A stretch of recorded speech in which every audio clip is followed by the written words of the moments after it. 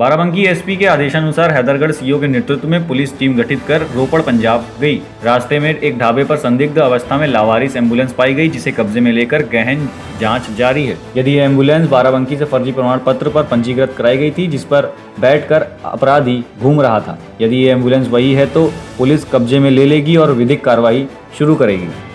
Barabanki police की एक team क्षेत्राधिकारी हैदरगढ़ के नेतृत्व में रोपड़ पंजाब गई थी, जो फेक डॉक्यूमेंट्स के आधार पर एम्बुलेंस रजिस्टर्ड थी, उसके बारे में जानकारी करने और उसको केस प्रॉपर्टी के रूप में हैंडओवर के लिए गई थी।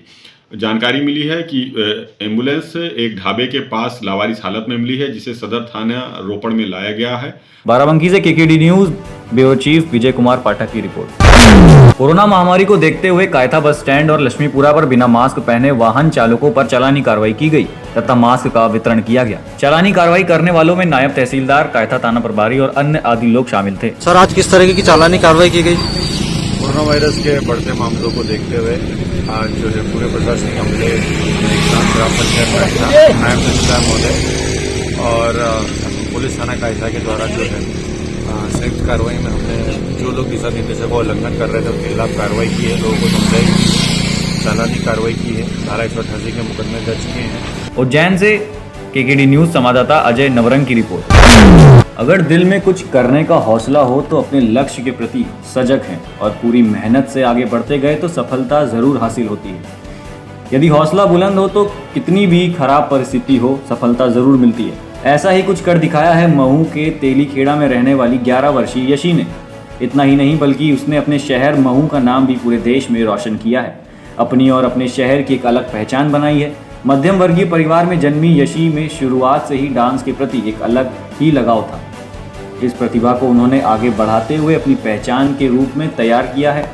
यशी का चयन NTV चैनल पर आयोजित इंडिया टैलेंट 2 प्रतियोगिता में हुआ है। यशी के पिता दोनों ही मजदूरी का काम करते हैं। यशी का कहना है कि उन्होंने ये सफलता कड़ी मेहनत और अपने माता पिता के आशीर्वाद से हासिल की है। वो अपनी सफलता का श्रेय अपने माता पिता और अपने कोरियोग्राफर को देती हैं। यशी का कहना है कि आगे जाकर मेरे शहर महू के नाम को देश में एक अलग ही पहचान देना चाहूँगी। डांस के क्षेत्र में एक नया मुकाम हासिल करना चाहती हूँ।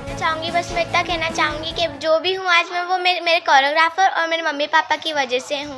फर्स्ट पॉइंट आता है मेरे मम्मी पापा के ऊपर, तो मेरी मेहनत कुछ नहीं है, मेरे मम्मी पापा का सपोर्ट इतना है मुझे कि वहाँ तक उन्होंने कैसे भी करके मुझे देहरादून तक पहुँचाया, मनी का इधर उधर से इंतज़ाम किया और वहाँ तक पहुँचाया।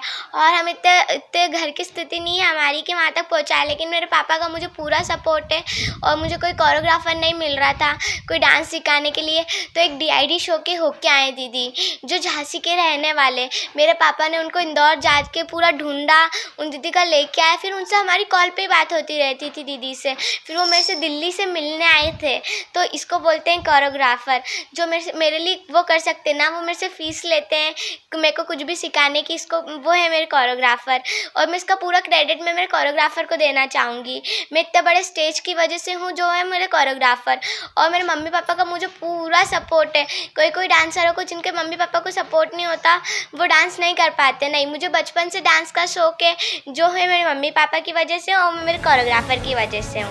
इंदौर के महू से केकेडी न्यूज संवाददाता संजय वर्मा की रिपोर्ट।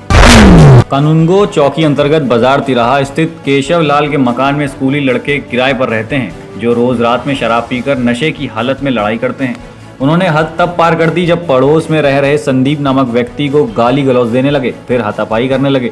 संदीप को वो लोग पकड़ लिए और उसमें से एक को कमरे में ले जाकर पीटने लगे। उसके बाद संदीप के परिवार वाले आवाज सुनकर पहुंचे तो उनको भी मारने की कोशिश करने लगे और गाली गलौज देने लगे। लड़के सब नशे की हालत में थे।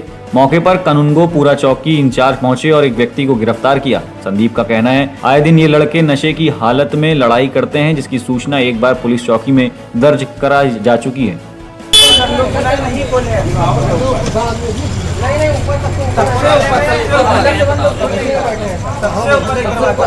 ऊपर भी तो कम है ना, ऊपर दो है एक